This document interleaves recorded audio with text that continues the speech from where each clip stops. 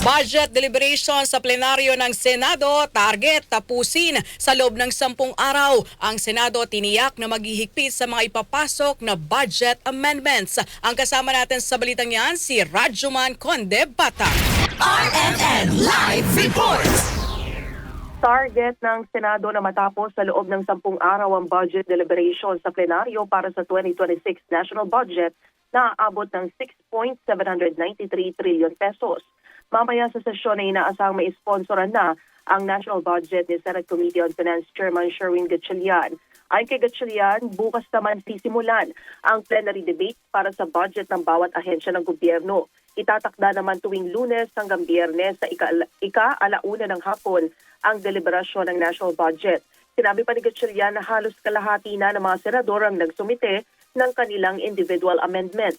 Tiniyak naman ng senador na magiging mahigpit sila sa pagtanggap ng mga amyenda para sa budget ng bawat ahensya kung saan kailangan ma-justify muna ng sponsor kung bakit kailangan dagdagan o bawasan at kailangan may supporting documents na maipapakita. Kasama mo sa DZXL RMN Manila, Radjuman Conde Bata, Tatak, RMN.